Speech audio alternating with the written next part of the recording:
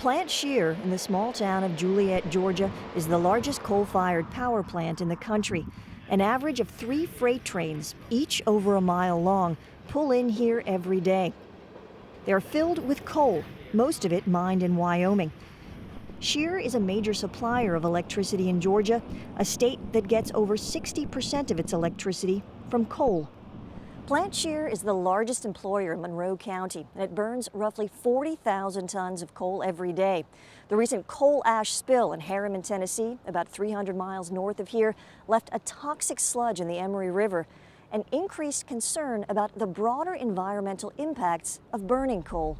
That ash spill and what it might mean for the future of coal worries Steve Smith, executive director of the Southern Alliance for Clean Energy. We've seen huge devastation come from great ash spills that we saw late last year.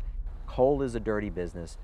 Mountaintop removal, combustion practices, and then dealing with the post-combustion waste, cradle to grave, it's a problem. Chris HOBSON says there won't be an ash spill at Shear. He's a vice president at the Southern Company, the majority owner of the plant.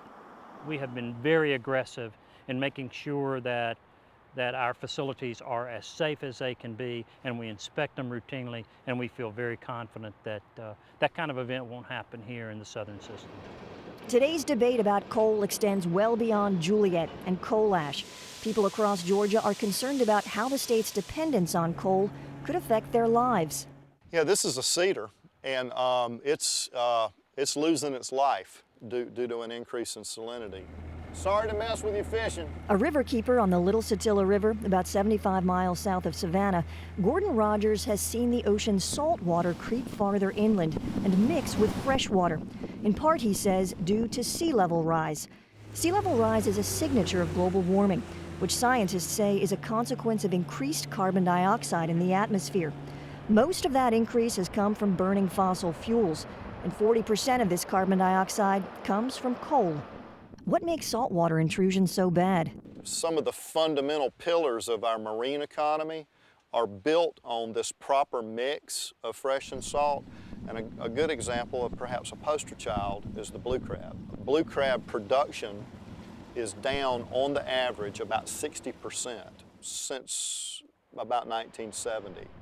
And scientists believe carbon dioxide is contributing to an increase in such changes. It all has to do with climate change, which takes time to see.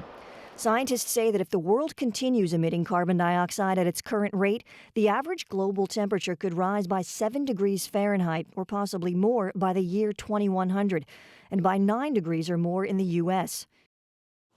For Georgia, this could mean the state tree, the live oak, would no longer thrive. And recent research predicts a 2 to 5 foot sea level rise by the end of the century due to the thermal expansion of water and the melting of glaciers and ice sheets. That could be problematic to coastal cities like Savannah. Laura Devendorf lives on the coast, some 40 miles south of Savannah. She's starting to see change, too. Are we worried about sea level rise? Indeed, I think everyone on the coast is. You can just sit there and see the tides getting bigger. Along with her daughter Meredith, Devendorf lives on a 6,000-acre plantation near Sunbury.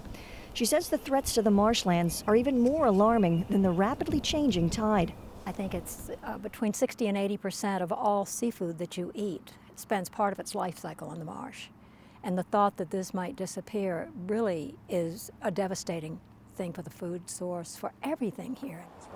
Stephen Smith is quick to connect the types of changes both Rogers and Devendorf are noticing to Georgia's continued reliance on coal.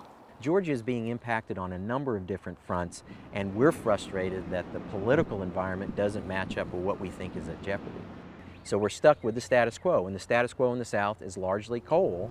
Chris HOBSON says abandoning coal just isn't practical for utilities producing electricity.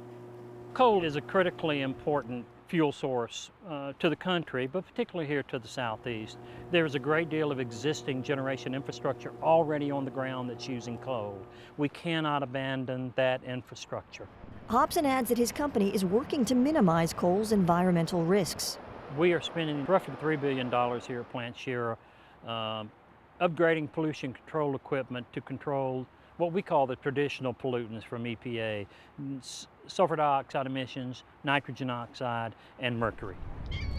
But soon, coal-using companies around the country may face new regulations. The EPA recently ruled that carbon dioxide is a pollutant, and Congress is debating legislation that would require reducing CO2. That's one reason why the owners of coal-fired plants are exploring new ways to reduce emissions, including something they call clean coal, a phrase that has sparked an ongoing multi-million-dollar advertising war. Attack ads Clean coal harnesses the awesome power of the word clean. and ads supporting clean coal. I believe. We can be energy independent. We can continue to use our most abundant fuel cleanly and responsibly. Opponents of clean coal say that coal is a dirty rock that can't be wiped clean with an advertising campaign, that mining, ash disposal, and combustion are intrinsically problematic.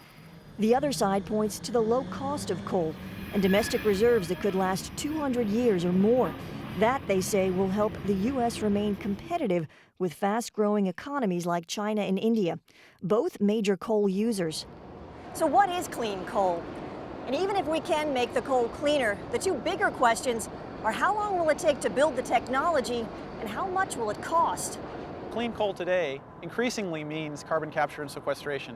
A professor of engineering at Georgia Institute of Technology, Chris Jones says that capturing and storing the carbon in coal can help make coal cleaner and thereby be part of the solution to the carbon dioxide problem. And it's the idea of capturing carbon dioxide that's produced from combusting fossil fuels so that you can then store it somewhere and prevent releasing it to the atmosphere. A conventional coal-fired plant emits carbon dioxide by burning coal. Carbon capture and sequestration technology, or CCS, starts with the separation of carbon dioxide while generating power.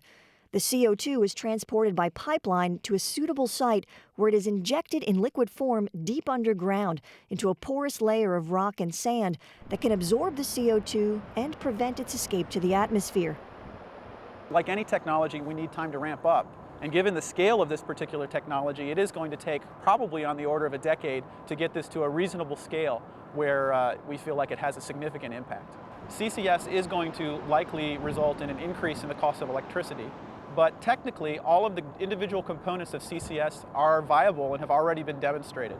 Much of the country has underground geologies well suited for carbon dioxide storage, but some locations, like most of Georgia, do not.